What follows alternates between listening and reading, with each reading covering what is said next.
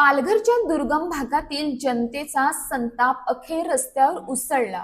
अनेक वर्षांपासून पाणी, रस्ते, आरोग्य, शिक्षण आणि रोजगार यांसारख्या मूलभूत प्रश्नाकडे प्रशासनाने केलेल्या दुर्लक्षाविरोधात शिवसेना उद्धव बाळासाहेब ठाकरे पक्षाने 18 मेला सोमवारी पालघर जिल्हाधिकारी कार्यालयावर धडक मोर्चा काढत प्रशासनाला थेट इशारा दिला। मागण्या तातडीने मान्य करा, अन्यथा पुढच्या वेळी थेट बिरहाट मोर्चा घेऊन येऊ, असा आक्रमक इशारा आंदोलनकर्त्यांनी दिल्याने जिल्हा प्रशासनात एकच खळबळ उडाली। जव्हार, मोखाडा, वाडा आणि विक्रमगड या आदिवासी व दुर्गम भागातून हजारोंच्या संख्येने शिवसैनिक, शेतकरी, आदिवासी बांधव, महिला आणि युवक मोर्चात सहभागी झाले होते। घोषणांनी संपूर्ण परिसर दणाणून गेला होता।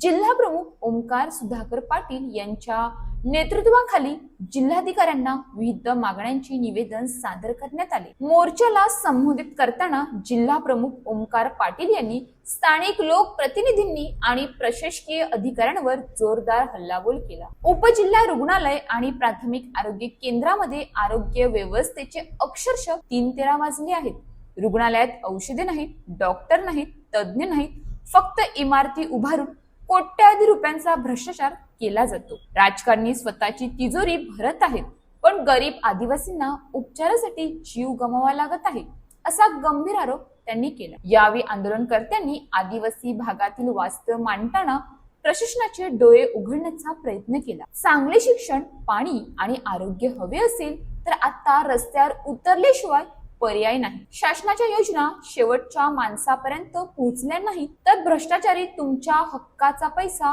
गिळकृत करतील, असे आवाहन करण्यात आले। दुर्गम भागातील रस्त्यांच्या दुरवस्थेवरूनच संताप व्यक्त करण्यात आला। अनेक गावपाड्यांवर आजही पक्के रस्ते पोहोचले नाहीत।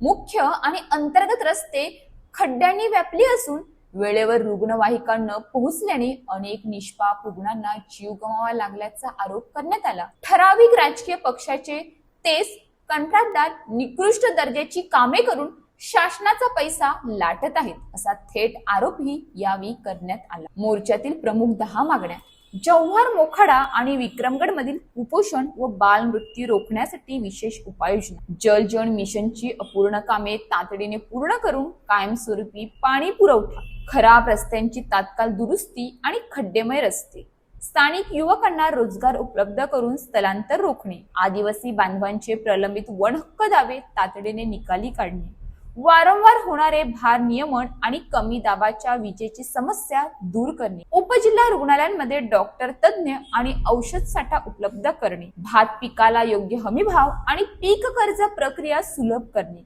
जिल्हा परिषद शाळांमधील शिक्षकांची रिक्त पदे भरणे व शाळांची दुरुस्ती, वाडा विक्रमगड औद्योगिक क्षेत्रातील प्रदूषण रोखण्यासाठी कठोर कारवाई। मोर्चा दरम्यान हा आवाज फक्त विक्रमगड विधानसभेचा नाही तर संपूर्ण जनसामान्यांचा आहे, असा इशारा देत प्रशासनाला जागे होण्याचे आवाहन करण्यात आले। मागण्यांकडे दुर्लक्ष झाल्यास भविष्यात आणखी तीव्र आंदोलन छेडण्याचा निर्धारही व्यक्त करण्यात आला। आदिवासींच्या हक्कांवर डल्ला मारणाऱ्यांनी सावधान राहावे, कारण आता जंगलातील माणूसही आपल्या हक्कांसाठी पेटून उठला आहे। अशाच ताज्या बातम्यांसाठी आमच्या न्यूज पोलीस रिपोर्टर चॅनलला लगेच सबस्क्राईब करा आणि बेल आयकॉन दाबायला विसरू नका।